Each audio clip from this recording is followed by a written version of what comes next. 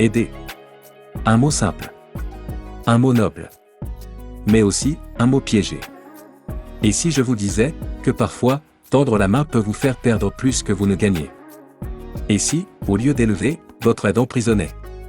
Aujourd'hui, grâce aux paroles puissantes du Dr Martin Luther King Jr., nous allons redéfinir ensemble ce que signifie véritablement aider avec conscience, avec force, et avec clarté. Bienvenue sur Selfa, la chaîne de la motivation du leadership conscient et du développement personnel enraciné dans l'humain, le réel, et l'essentiel. Ce que vous allez entendre n'est pas un simple discours. C'est une révélation. Un appel à la lucidité, à l'équilibre, et à la responsabilité émotionnelle. Le Dr Martin Luther King Jr. nous confronte à une vérité dérangeante, toute aide n'est pas bonne à donner. Certains refusent le changement. D'autres transforment votre bienveillance en dépendance. Restez bien jusqu'à la fin, car après ce discours, nous vous offrirons 10 leçons concrètes, profondes et transformatrices tirées de l'expérience du terrain et de 20 ans d'accompagnement humain. Des clés pour aider sans vous épuiser. Mieux gérer vos relations personnelles et professionnelles. Devenir un leader plus libre et plus aligné. Abonnez-vous si ce n'est pas encore fait. Ici, pas de discours creux. Seulement de l'essentiel, pour celles et ceux qui veulent incarner un changement réel. Et maintenant, ouvrons les yeux, écoutons les mots. La voix du Dr Martin Luther King Jr., icône de la lutte pour l'égalité et la dignité humaine, résonne encore aujourd'hui pour celles et ceux qui sont prêts à l'entendre. Que signifie aider? Est-ce simplement un geste? Un moment éphémère de gentillesse, ou est-ce quelque chose de plus profond, quelque chose qui peut transformer des vies? Lorsque nous nous engageons dans l'aide aux autres, nous nous trouvons souvent animés d'un désir inné d'élever ceux qui nous entourent. Ce désir est aussi ancien que l'humanité elle-même, résonnant à travers les âges. Aider les autres est une part fondamentale de notre existence, une façon de créer des liens, de faire preuve d'empathie et de bâtir une communauté. Pourtant, dans notre empressement à tendre la main, nous devons faire une pause et réfléchir à l'essence même de l'aide et aux intentions qui motivent nos actions. Aider ne se limite pas à donner. Il s'agit de comprendre. Cela exige que nous regardions au-delà des apparences, pour évaluer véritablement les besoins de ceux que nous souhaitons soutenir. Cette compréhension s'enracine dans l'empathie, une force puissante qui nous pousse à agir de manière à élever et autonomiser les autres. Mais combien de fois nous surprenons-nous à aider sans pleinement saisir les implications de nos actes? Combien de fois tendons-nous la main pour ne rencontrer qu'indifférence, voire manipulation? Dans notre quête d'aider autrui, nous devons reconnaître que nos efforts peuvent parfois nous égarer. La gratification émotionnelle que nous recherchons peut vite se muer en frustration si nous ne veillons pas à la direction de notre énergie. Nous pensons souvent qu'aider fait une différence, pourtant nous pouvons nous retrouver pris dans des relations qui épuisent notre esprit plutôt que de le nourrir. C'est là que le discernement devient essentiel. Savoir distinguer ceux qui cherchent sincèrement de l'aide de ceux qui pourraient exploiter notre bienveillance est crucial. Imaginez un jardin rempli de fleurs vibrantes, chacune représentant le potentiel d'un individu. En choisissant de nourrir ceux qui ont soif de croissance, nous cultivons un environnement florissant qui profite à tous. Mais si nous gaspillons nos ressources sur des mauvaises herbes qui étouffent nos fleurs, nous risquons de perdre la beauté et l'abondance qui pourraient s'épanouir. L'essence de l'aide ne réside pas seulement dans l'acte lui-même, mais dans la reconnaissance de ceux qui sont vraiment prêts à s'épanouir. En naviguant la complexité de nos relations, nous devons aussi affronter cette dure vérité, tout le monde ne mérite pas notre aide. Cette prise de conscience peut être difficile, mais elle est cruciale pour notre croissance. En nous engageant auprès de ceux qui résistent au changement, manquent de responsabilité ou prospèrent dans la négativité, nous risquons de nous retrouver entravés. Le poids d'une aide improductive peut nous tirer vers le bas, détournant notre attention de ceux qui veulent réellement progresser. Dans notre quête d'aider, rappelons-nous que notre temps et notre énergie sont des ressources limitées. Chaque instant passé à soutenir ceux qui ne l'apprécient pas est un instant qui aurait pu être investi chez quelqu'un prêt au changement. Comme une rivière qui coule vers la mer, si nous laissons des obstacles bloquer son chemin, l'eau ne peut atteindre sa destination. Nous devons donc apprendre à naviguer sagement, reconnaissant quand il est temps de rediriger notre énergie vers ceux qui cherchent véritablement de l'aide. L'essence de l'aide ne réside pas seulement dans l'acte, mais dans l'intention qui le sous-tend. Quand nous aidons par compassion authentique et désir de voir l'autre prospérer, nous créons un effet d'entraînement menant à un changement profond. Pourtant, nous devons rester vigilants, dirigeant notre soutien vers ceux prêts à embrasser la croissance. il est essentiel de cultiver des relations réciproques où le soutien est partagé et apprécié. En investissant dans des individus engagés dans leur transformation, nous amplifions notre impact. Ces connexions créent un environnement où les deux parties s'épanouissent, établissant un cycle de positivité encourageant une croissance continue. Imaginez la puissance d'une communauté où les individus s'élèvent mutuellement, partageant savoir et expérience pour créer un collectif plus fort et résilient. En explorant les nuances de l'aide, nous devons aussi reconnaître que nos expériences passées façonnent notre manière d'aider. Chaque acte de bonté, chaque moment de soutien forge notre caractère et influence notre approche. Mais si nous laissons les expériences négatives éclipser notre désir d'aider, nous risquons de nous fermer à des connexions significatives. Apprenons de notre passé sans le laisser dicter notre avenir. Aider est une danse magnifique entre donner et recevoir. Quand nous tendons la main, soyons ouverts à la gratitude, mais préparons-nous aussi à l'indifférence. Cet équilibre préserve notre résilience face à ceux qui ne reconnaissent pas la valeur de notre aide. En conclusion, l'essence de l'aide est un concept complexe exigeant intentionnalité, discernement et empathie. Concentrons-nous sur ce prêt au changement pour créer un impact transformant bien au-delà de nous-mêmes. Explorons maintenant les 8 types de personnes qui ne méritent peut-être pas notre aide, pour protéger notre énergie tout en favorisant la croissance. Et si je vous disais que tous ceux qui demandent de l'aide n'y sont pas vraiment prêts? Avez-vous déjà rencontré quelqu'un qui prend sans jamais donner ni chercher à changer? Cette réalité nous rappelle que notre temps et notre énergie sont précieux. Apprenons à identifier ces 8 types pour diriger judicieusement notre compassion. Le premier type à reconnaître est la victime chronique. Cette personne se voit comme éternellement persécutée par le monde. Malgré des épreuves réelles, elle refuse toute responsabilité, s'enfermant dans un cycle de négativité sans chercher de solution. Aider une victime chronique revient à remplir un puissant fond. Il consomme toujours plus de sympathie, épuisant nos ressources émotionnelles tout en évitant toute responsabilité. Reconnaître ce schéma nous permet de préserver notre énergie pour ceux prêts à agir. Ensuite, considérons le manipulateur.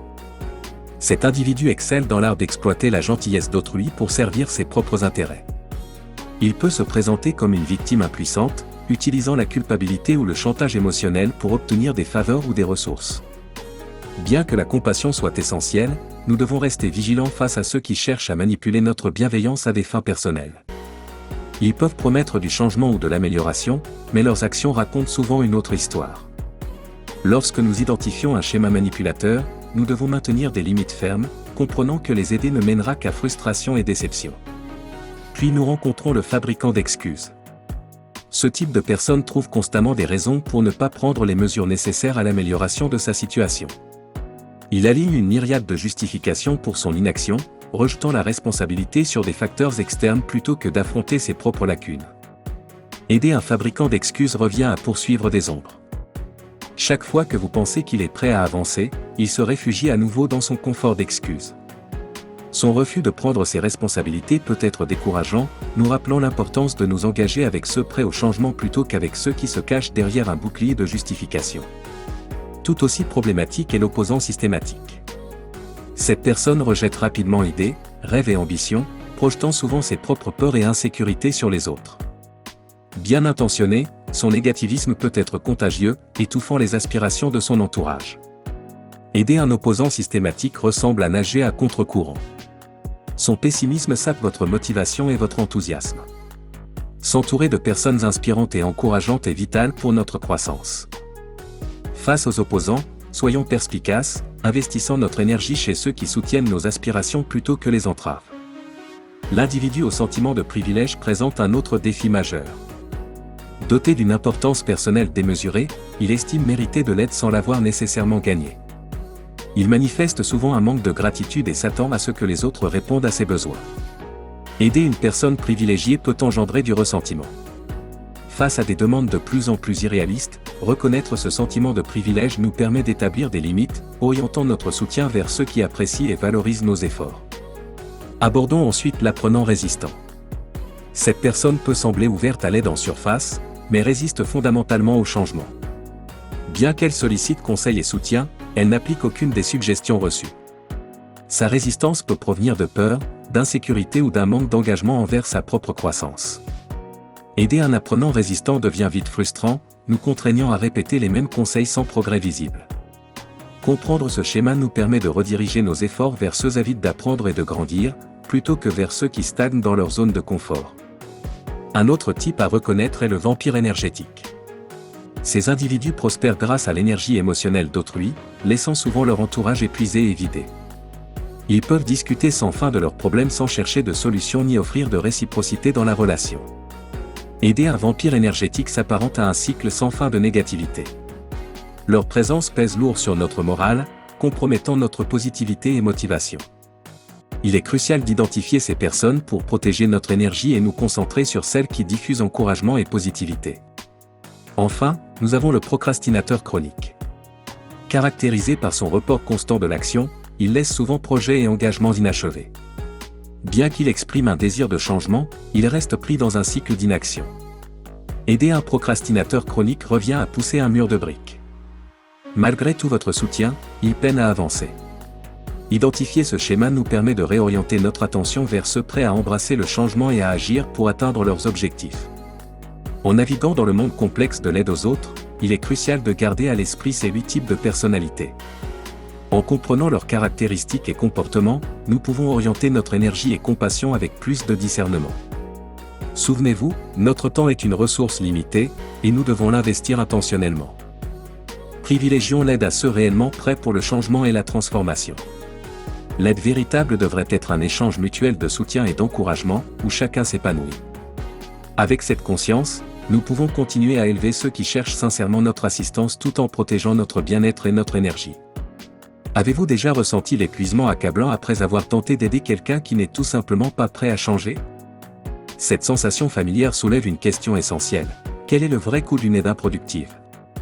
Si notre désir d'aider naît de la compassion, nous devons reconnaître que tous les efforts ne produisent pas des résultats positifs. Investir temps et énergie dans des relations improductives peut engendrer des conséquences émotionnelles et psychologiques affectant tous les aspects de notre vie. Imaginez consacrer votre cœur et votre âme à aider une personne qui résiste obstinément au changement. Malgré votre temps, vos ressources et votre soutien inébranlable, elle reste prisonnière de ses schémas comportementaux. Cela peut provoquer frustration et sentiment d'impuissance, vous laissant douter de l'utilité de vos efforts. La vérité est qu'une aide improductive crée souvent un sentiment de futilité, où vos bonnes intentions se heurtent à un refus de croissance. Ce conflit peut enclencher un cycle de négativité nuisant à votre bien-être émotionnel et entravant votre développement personnel. En naviguant ces dynamiques complexes, il est vital de comprendre le drainage émotionnel d'une aide inefficace. Lorsque nous nous investissons auprès de personnes qui n'apprécient ni ne rendent nos efforts, cela peut générer du ressentiment. Vous pourriez commencer à douter de votre valeur. En fais-je assez? Pourquoi ne voient-ils pas leur potentiel de changement? Ces pensées pèsent lourd, créant un environnement toxique où estime de soi et confiance s'érodent. De plus, l'aspect psychologique de l'aide improductive mène souvent au syndrome de l'aidant épuisé. Ce phénomène survient quand ceux qui donnent sans compter sans voir de progrès significatif s'épuisent émotionnellement. Vous pourriez redouter les interactions ou agir par obligation plutôt que par réelle envie d'aider. Ce changement d'état d'esprit peut transformer ce qui était autrefois une expérience enrichissante en une obligation fastidieuse. La joie d'aider les autres est éclipsée par le poids des attentes non satisfaites, vous laissant découragé. De plus, le coût d'une aide improductive s'étend au-delà de notre paysage émotionnel. Il peut entraîner une perte de temps significative. Le temps est l'une des ressources les plus précieuses que nous possédons, et lorsque nous le consacrons à des relations qui produisent peu ou pas de croissance, nous nous privons essentiellement d'opportunités de développement personnel et d'épanouissement.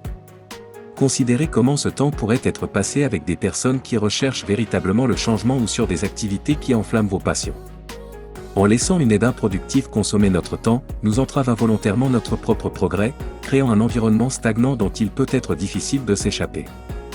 Dans notre désir d'aider, nous pouvons également constater que les relations improductives peuvent tendre nos liens avec les autres. Imaginez ceci, vous avez tellement investi de vous-même pour aider une personne que vous commencez à négliger vos relations avec ceux qui apprécient et valorisent véritablement votre soutien. Les amis ou membres de la famille qui vous encouragent dans vos succès peuvent se sentir mis à l'écart ou ignorés alors que vous concentrez votre énergie sur quelqu'un qui n'est pas prêt à embrasser le changement. Ce glissement peut conduire à l'isolement, où vous vous sentez plus seul que jamais, pris dans la toile d'une aide improductive qui vous a éloigné de ceux qui vous élèvent et vous inspirent. Alors que nous luttons avec la réalité d'une aide improductive, il est essentiel de reconnaître l'importance d'établir des limites. Les limites ne sont pas seulement une mesure protectrice, elles sont un moyen de préserver notre santé émotionnelle et psychologique. En établissant des limites claires sur le temps et l'énergie que nous consacrons à aider les autres, nous reconquérons notre pouvoir et notre autonomie. Nous devons nous rappeler qu'il est tout à fait acceptable de prendre du recul par rapport aux relations qui nous épuisent, nous permettant de rediriger nos ressources vers ceux qui sont engagés dans leur croissance. Dans la poursuite de connexions significatives, nous devrions également considérer l'impact d'une aide improductive sur notre bien-être général. Lorsque nous nous engageons dans des relations qui nous drainent, il devient de plus en plus difficile de maintenir un état d'esprit positif. Notre humeur peut fluctuer, notre motivation peut diminuer, et nous pourrions nous retrouver à remettre en question notre but. L'énergie que nous consacrions autrefois à élever les autres peut se transformer en un lourd fardeau, nous laissant coincés et insatisfaits. Ces montagnes russes émotionnelles peuvent être épuisantes, affectant non seulement notre santé mentale mais aussi notre santé physique alors que le stress et l'anxiété font leur œuvre. De plus, le coût d'une aide improductive peut s'étendre au-delà de notre vie personnelle, affectant également nos efforts professionnels. Lorsque nous nous laissons alourdir par des relations qui ne produisent aucune croissance, cela peut s'infiltrer dans notre éthique de travail et notre productivité. Nous pouvons avoir du mal à nous concentrer sur nos tâches, conduisant à une diminution de nos performances et de notre satisfaction dans notre carrière. L'énergie que nous aurions pu canaliser vers nos objectifs professionnels se dissipe alors que nous nous empêtrons dans des dynamiques improductives. En reconnaissant ces coûts, nous commençons à comprendre que notre désir d'aider doit être équilibré avec la compréhension de qui est prêt à grandir. Il ne s'agit pas de tourner le dos à ceux qui sont dans le besoin. Plutôt, il s'agit de donner la priorité à notre propre bien-être tout en restant compatissant. Ce faisant, nous créons un effet d'entraînement positif, encourageant les autres à assumer la responsabilité de leur parcours tout en protégeant notre propre énergie. Alors que nous avançons, embrassons l'idée d'aider ceux qui sont prêts à accepter le changement. Cela ne signifie pas ignorer ceux qui ont des difficultés. Plutôt, cela signifie être perspicace quant à l'endroit où nous dirigeons nos énergies. Nous pouvons toujours offrir soutien et conseils à ceux qui pourraient vaciller, mais nous devons également reconnaître quand il est temps de prendre du recul, leur permettant ainsi de trouver leur propre voie. En conclusion, le coût d'une aide improductive est vaste, affectant notre bien-être émotionnel, psychologique et même physique. En reconnaissant ces coûts, nous pouvons nous permettre de prendre des décisions plus éclairées sur la façon dont nous investissons notre temps et notre énergie. Engageons-nous à aider ceux qui sont prêts à grandir, en favorisant des relations qui nous élèvent et nous inspirent. Alors que nous poursuivons ce voyage de discernement, nous explorons comment rediriger notre énergie vers des individus qui recherchent véritablement le changement et la transformation, garantissant que nos efforts conduisent à des impacts significatifs dans nos vies et dans celles des autres. Que se passe-t-il lorsque nous réalisons que notre énergie et notre temps s'épuisent, alors que nous sommes toujours entourés de personnes qui n'apprécient pas nos efforts ? Avez-vous déjà ressenti cette vague de frustration lorsque votre bonne volonté est accueillie par l'indifférence ? Dans ces moments, nous devons faire face à une vérité puissante, il est temps de rediriger notre énergie. Cet acte de redirection ne consiste pas seulement à s'éloigner des relations improductives, il s'agit d'adopter un état d'esprit qui nous permet de canaliser nos efforts vers des entreprises qui comptent vraiment. Lorsque nous commençons à rediriger notre énergie, nous nous embarquons dans un voyage d'autodécouverte et d'autonomisation. Imaginez-vous à un carrefour avec deux chemins devant vous, l'un menant aux relations familières mais épuisantes, et l'autre à des connexions dynamiques qui favorisent la croissance et la positivité. Choisir de suivre le chemin de la redirection signifie prendre une décision consciente de donner la priorité à votre bien-être et à celui de votre entourage. Il s'agit de reconnaître que tout le monde n'est pas prêt à accepter le changement, et c'est acceptable. Vous avez le pouvoir de façonner votre environnement, de vous entourer de ceux qui vous élèvent et vous inspirent. Pour rediriger efficacement notre énergie, nous devons d'abord faire le point sur nos relations actuelles. Cela implique un moment d'introspection, où nous évaluons la dynamique de nos interactions. Demandez-vous, quelles relations vous apportent de la joie et de l'épanouissement ? Lesquelles vous laissent vider et sous-estimer ? En évaluant ces connexions, nous obtenons une clarté sur où concentrer nos efforts. Ce processus peut apporter des prises de conscience difficiles, mais c'est une étape nécessaire pour reconquérir notre énergie. Ensuite, considérez l'importance d'établir des limites. Les limites ne sont pas des barrières, mais plutôt des lignes directrices qui protègent notre bien-être émotionnel et psychologique. Lorsque nous établissons des limites claires, nous communiquons nos besoins et nos attentes aux autres. Cette pratique non seulement sauvegarde notre énergie, mais favorise également le respect dans nos relations. Imaginez pouvoir engager des conversations sans le poids de l'obligation ou de la culpabilité. En affirmant vos limites, vous créez un espace où des connexions authentiques peuvent s'épanouir, libérées du fardeau d'une aide improductive. En affirmant vos limites, vous créez un espace où des connexions authentiques peuvent s'épanouir, libérées du fardeau d'une aide improductive.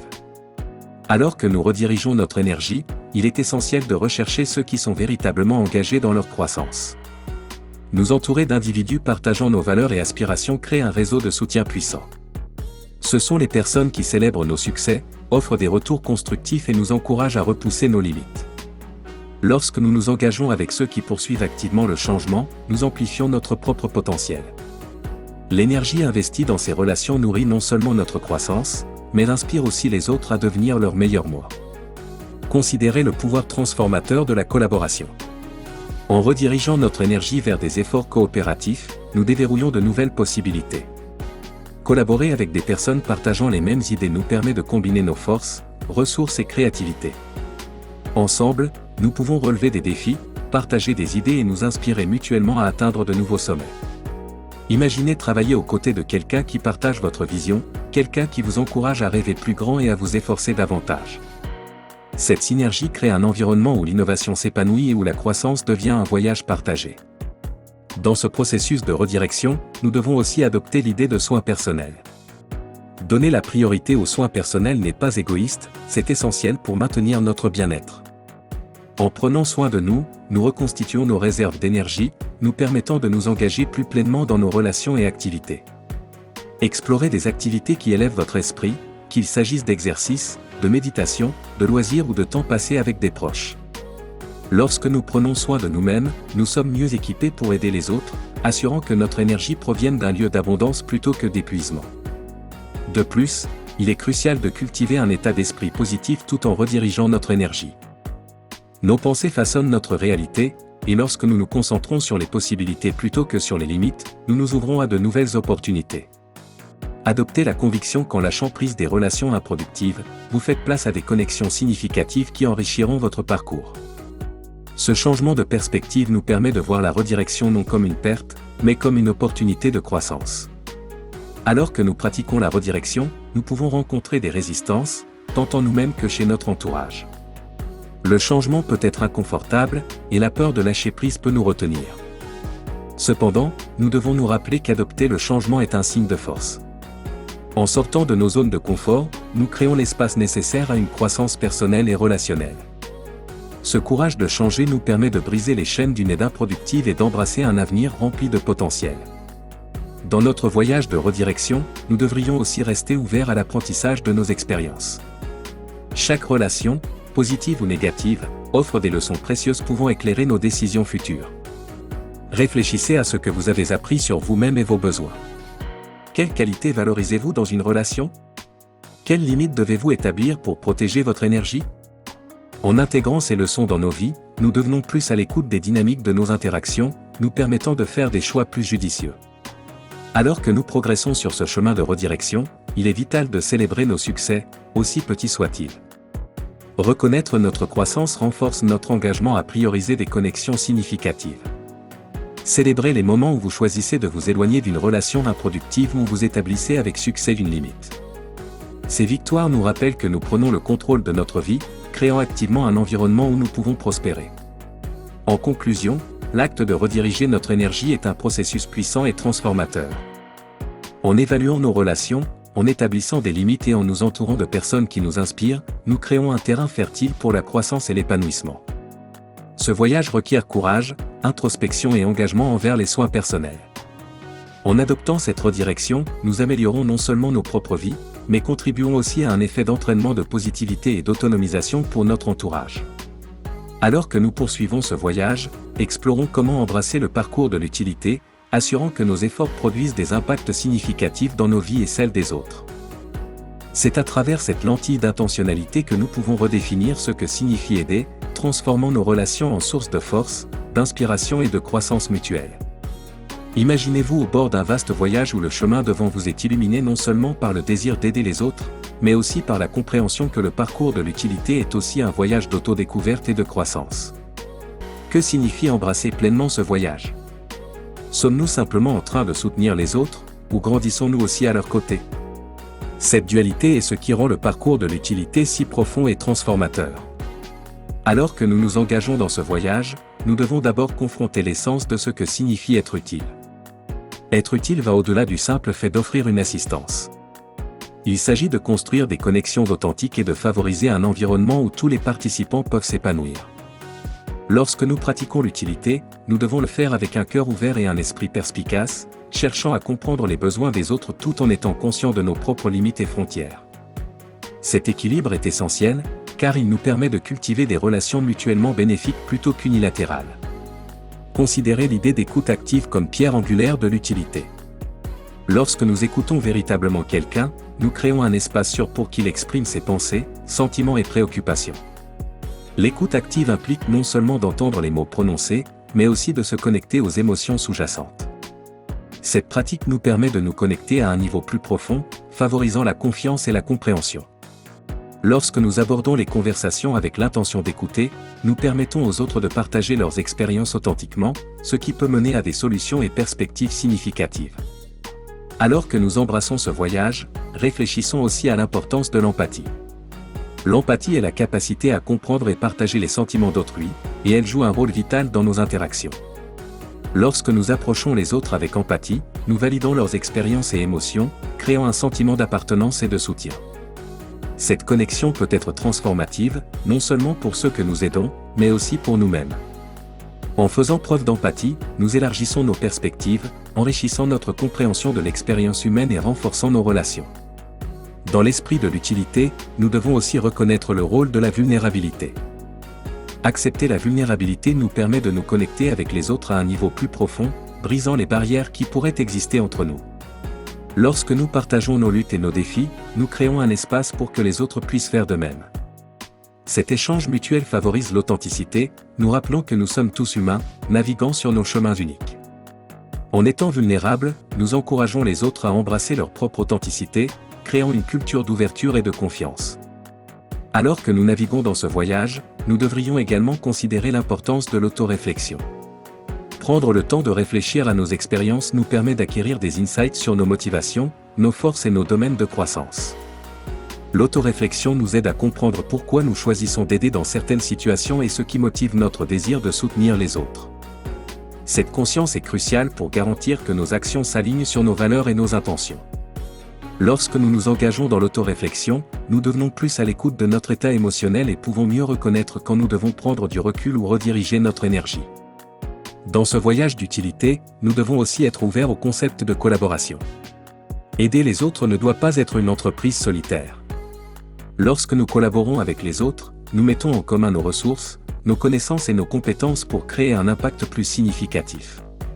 Imaginez-vous réunis avec des individus partageant un objectif commun, travaillant côte à côte pour élever et autonomiser ceux dans le besoin. Cet esprit collaboratif favorise un sentiment de communauté et d'appartenance, nous rappelant que nous sommes plus forts ensemble. En embrassant la collaboration, nous amplifions non seulement nos efforts, mais créons aussi un réseau de soutien pouvant conduire à un changement durable. Alors que nous continuons sur cette voie, il est crucial de maintenir un focus sur les soins personnels. Aider les autres est une entreprise noble, mais cela ne devrait jamais se faire au détriment de notre bien-être.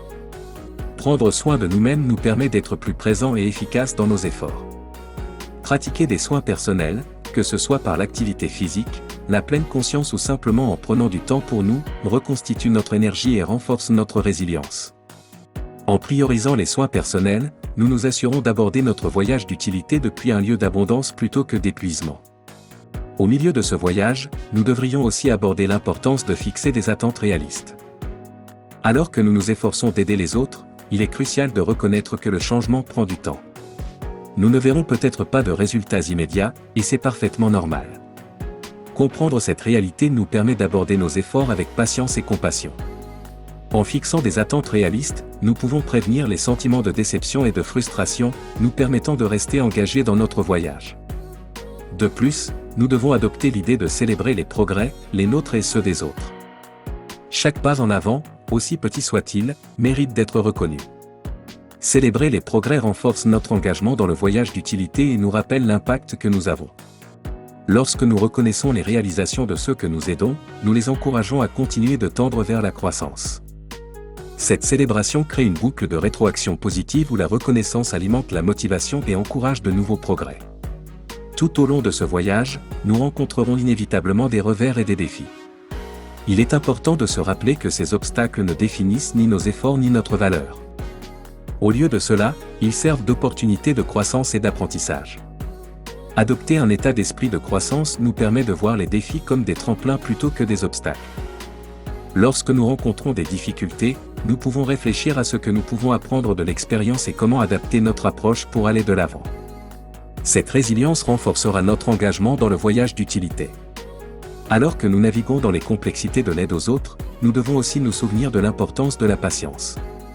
Le changement est souvent un processus lent et non linéaire. Il y aura des moments de progrès suivis de recul, et c'est tout à fait normal. Lorsque nous abordons notre voyage avec patience, nous créons un espace où la croissance peut se déployer naturellement.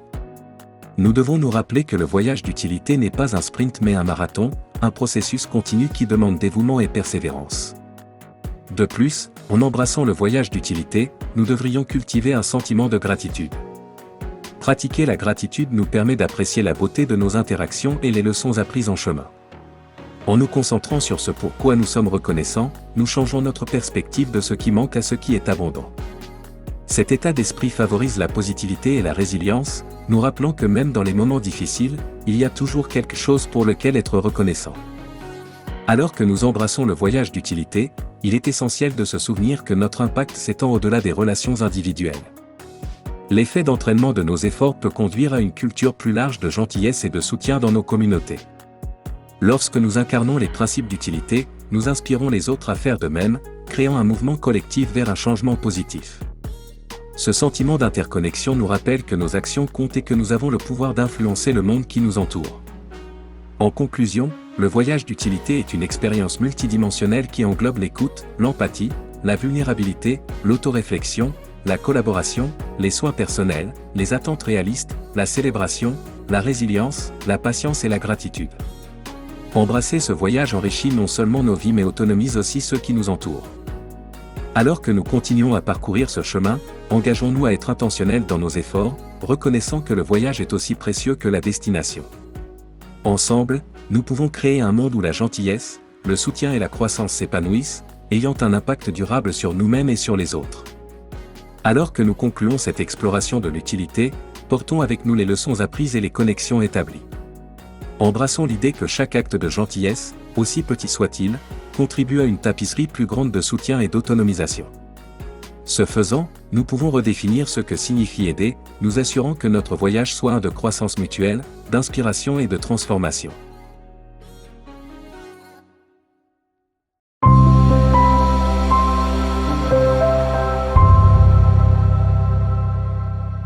Maintenant que nous avons écouté le discours inspirant du Dr Martin Luther King Jr., prenons un moment pour en résumer l'essence, avant de plonger dans les leçons puissantes qui en découlent.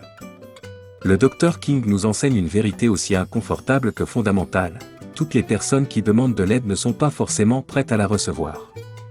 Et parfois, tendre la main peut devenir un piège qui épuise notre énergie et brouille notre discernement. Dans son message, il identifie 8 types de personnes que nous devons apprendre à reconnaître, non pas pour les juger, mais pour protéger notre bien-être et rester fidèles à notre mission d'aider avec sagesse.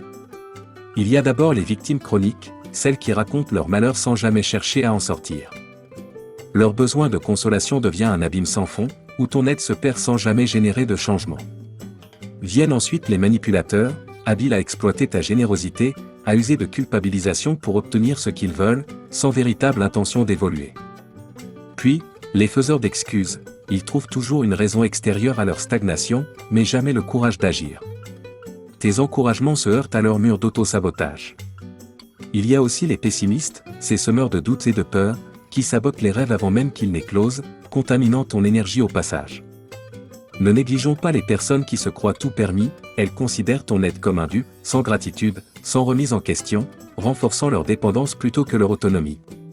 Apparaissent également les résistants au changement, ils écoutent, acquiescent parfois, mais restent figés dans leur confort, incapables de franchir le moindre pas vers l'avant.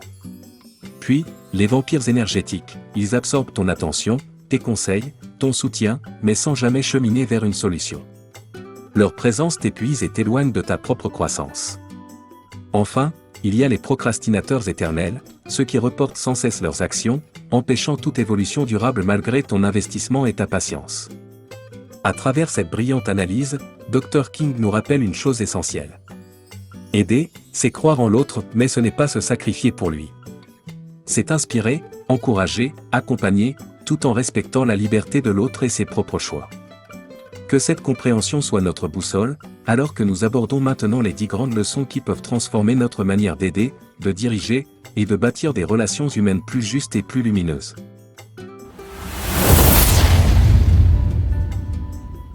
Avant de vous partager ces 10 leçons, prenons un instant. Parce que ce que vous venez d'entendre n'est pas seulement un discours. C'est un miroir. Un miroir tendu à notre manière d'aider. À notre énergie. À nos relations. Et si vous êtes resté jusqu'ici, ce n'est pas un hasard. C'est que vous êtes prêt à transformer vos élans de générosité en un acte conscient, juste et puissant. C'est pourquoi, à présent, nous allons approfondir ensemble 10 leçons clés. Chacune d'entre elles est tirée du discours que vous venez d'entendre. Mais aussi de la vie réelle, celle des managers surmenés, des proches invisibles, des leaders épuisés.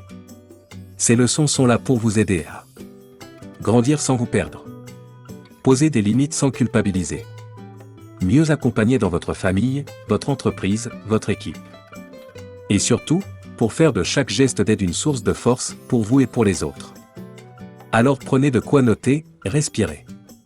Et découvrez maintenant les 10 leçons que toute personne altruiste devrait connaître. 1. Aider sans se sacrifier, apprends à poser des limites saines. Donner sans discernement peut te vider, et ne rien construire chez l'autre. Dans notre désir sincère d'aider, nous oublions parfois une vérité fondamentale, tu ne peux pas verser d'une coupe vide. Aider ne signifie pas se sacrifier, s'épuiser, ni supporter l'insupportable. Une relation saine, qu'elle soit personnelle, professionnelle ou managériale, repose sur l'équilibre des efforts et la reconnaissance mutuelle. Dr. King nous rappelle que certaines personnes demandent de l'aide, mais refusent toute responsabilité, toute évolution. À force d'accompagner ces profils-là, tu risques de négliger ceux qui sont vraiment prêts à avancer ou pire, de t'oublier toi-même. Exemple en entreprise, un collaborateur en difficulté vient constamment chercher ton soutien, mais il rejette systématiquement les plans d'action. Résultat, tu y passes un temps fou, sans aucun progrès. Ici, aider intelligemment, c'est dire « je suis là si tu t'engages toi aussi ». Sinon, je dois avancer avec ceux qui sont prêts. À retenir, aider, c'est offrir une main, pas porter toute une vie sur tes épaules. Pose tes limites avec bienveillance. Discerne entre besoin et dépendance. Ainsi, tu protèges ton énergie, et tu élèves ceux qui veulent réellement s'élever.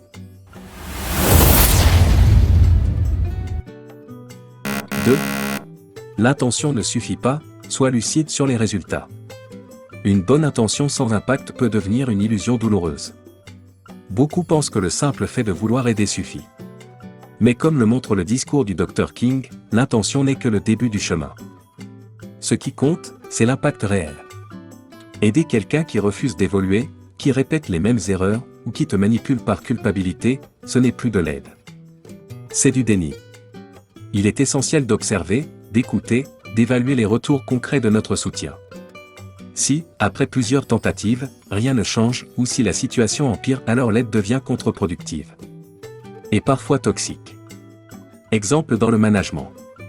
Tu investis ton énergie pour former un employé, tu lui donnes plusieurs chances, mais il rejette les remarques, ne progresse pas, et rejette la faute sur l'environnement. Ta bienveillance devient un piège. Mieux vaut rediriger tes efforts vers quelqu'un qui saisira l'opportunité. À appliquer dans la vie, avant d'aider, pose-toi ces questions. Est-ce que la personne fait preuve d'engagement? Est-ce que mon aide renforce ou fragilise son autonomie? Est-ce que je l'aide à grandir, ou à s'installer dans ses limites? L'aide véritable ne console pas l'inaction, elle encourage le passage à l'action. Sois bienveillant, mais exigeant. Ne confonds plus empathie et aveuglement.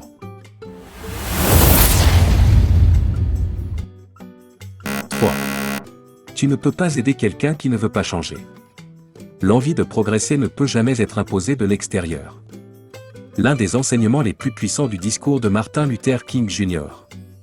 est simple, mais souvent ignoré, le changement est un choix personnel. Peu importe ta bienveillance, ton énergie, ou ton savoir, tu ne peux pas transformer quelqu'un qui refuse de bouger. Dans les relations, cela se traduit par des dialogues à sens unique, des excuses répétitives, ou des promesses non tenues. Tu conseilles, tu encourages, tu accompagnes, et malgré tout, rien ne change. Pourquoi? Parce que la volonté intérieure manque. En business ou en management. Tu veux tirer une équipe vers le haut. Tu mets en place des formations, du mentoring, tu offres des opportunités. Mais certains collaborateurs stagnent, sabotent les dynamiques ou s'auto-excluent par peur ou inertie. Tu dois apprendre à distinguer les bloqués des bloquants. Clé de développement personnel. Garde en tête cette loi universelle, aider quelqu'un contre sa volonté, c'est nier sa liberté. La meilleure aide parfois, c'est de laisser la personne face à ses choix, et de respecter son chemin, même s'il te paraît destructeur. À retenir. On ne sauve pas un nageur qui refuse de nager. On ne guide pas celui qui ne veut pas avancer. Et on ne guérit pas celui qui ne veut pas voir sa blessure. Sois un guide, pas une béquille. Inspire, mais ne t'épuise pas à porter des âmes qui refusent d'avancer.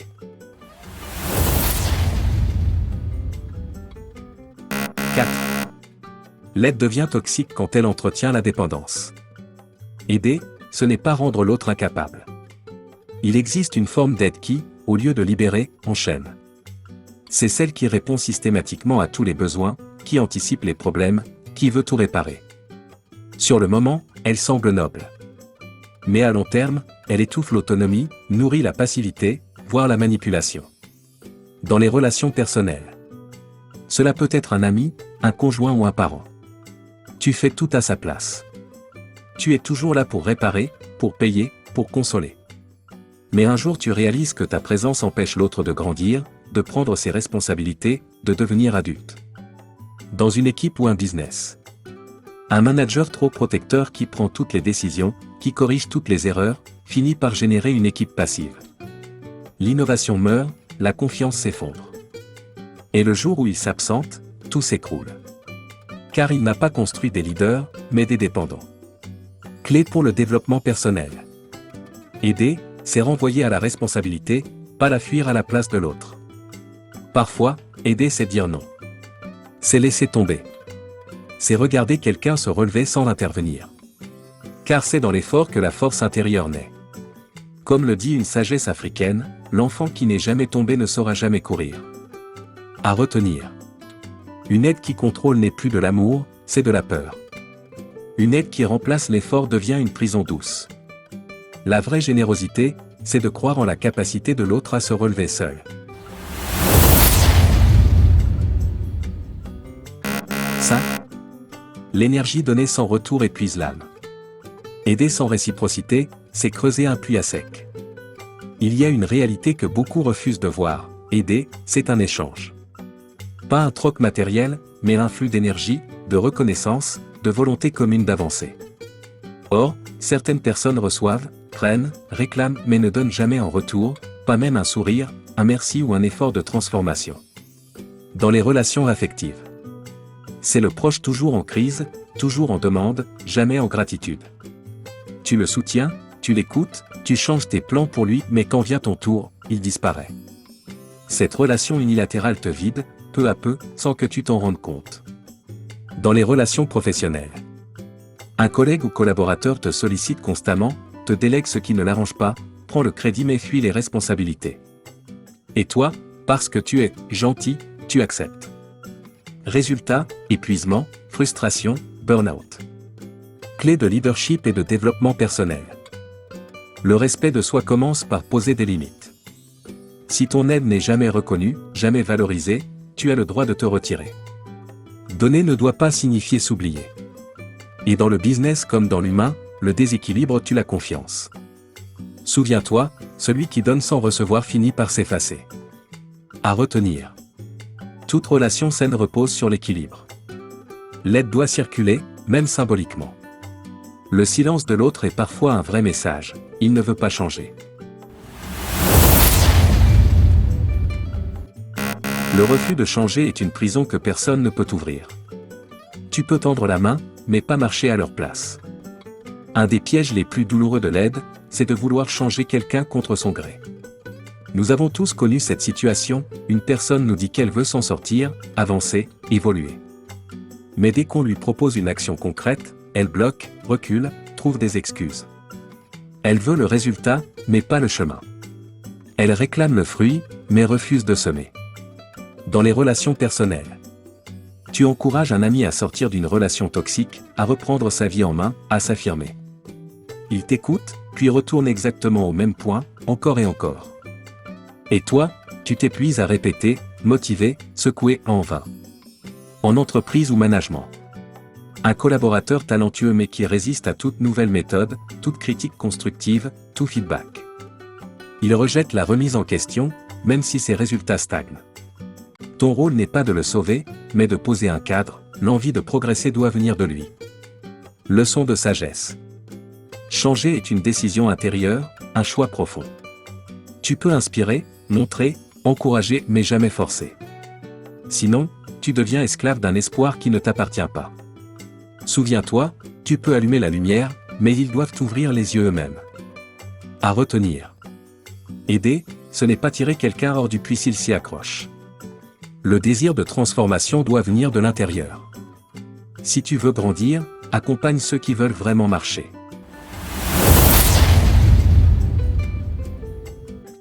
7. La gratitude est la signature des cœurs prêts à grandir. Aucune aide n'est durable sans reconnaissance. Il y a une vérité souvent négligée, la reconnaissance est un indicateur clair de maturité émotionnelle. Quand tu aides quelqu'un, que ce soit avec du temps, des conseils, des ressources ou du soutien moral, le simple fait qu'il te dise merci révèle déjà s'il est sur un chemin de croissance. La gratitude n'est pas juste de la politesse. C'est un signe de conscience, un écho du cœur qui comprend la valeur de ce qu'il a reçu.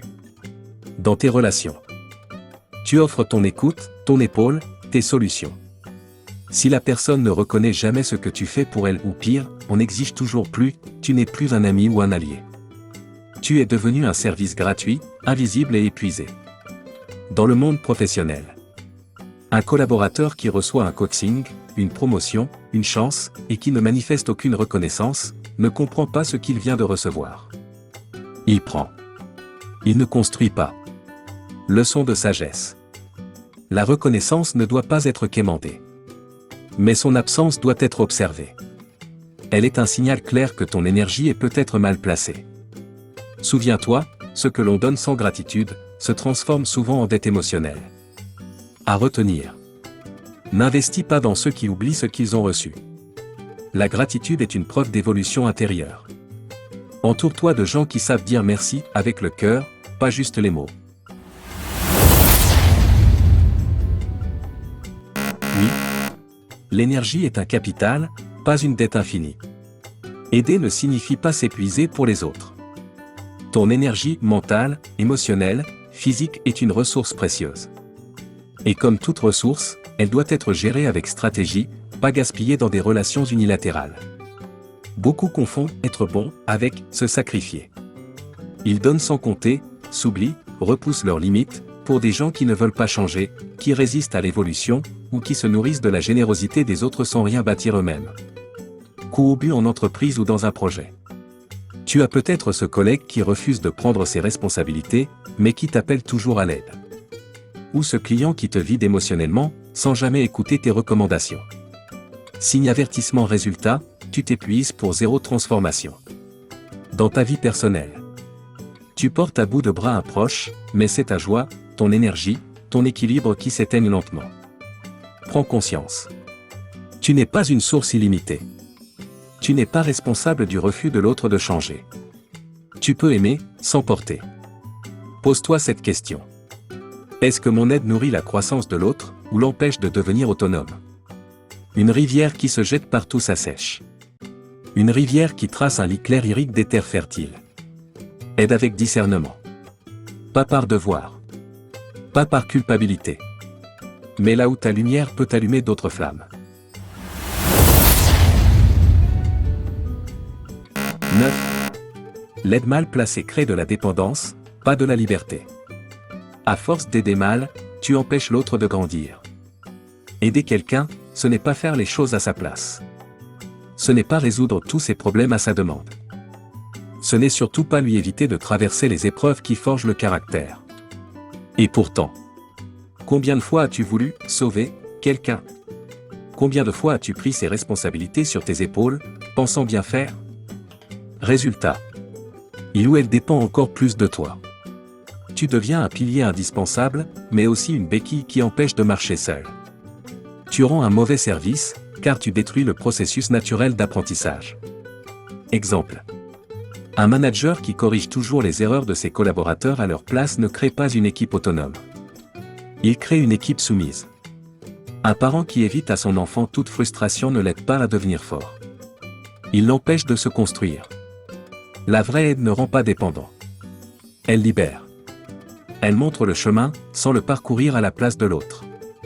Elle soutient, sans contrôler. Elle croit en l'autre, même dans l'effort et la lenteur. Pose-toi cette question. Est-ce que j'aide pour soulager, ou pour élever? Parfois, dire non, c'est offrir le plus grand cadeau, l'opportunité de se dépasser. Le vrai leader ne fait part à la place. Il révèle les capacités de l'autre. Il encourage, accompagne, recule, puis applaudit.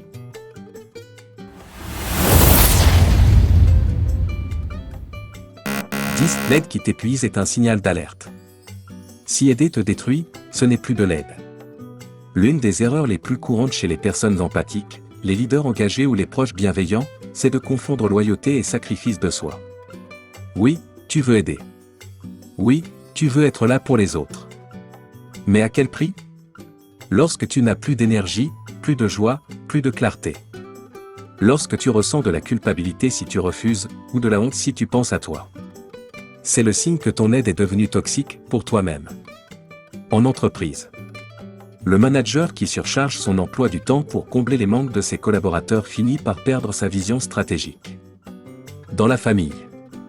Le frère ou la sœur qui gère les problèmes de tous les membres devient l'oublié de l'histoire. Aider ne doit jamais rimer avec s'abandonner soi-même. Rappelle-toi, tu es une ressource précieuse. Et une ressource doit être protégée, rechargée, respectée. La vraie maturité, c'est de connaître tes limites, de dire non avec amour, de poser des règles de respect de ton énergie. Ainsi, tu redeviens disponible pas par obligation, mais par élan. Pas pour réparer les autres, mais pour les inspirer. Ton bien-être n'est pas un luxe. C'est une base vitale pour offrir une aide saine, durable et juste.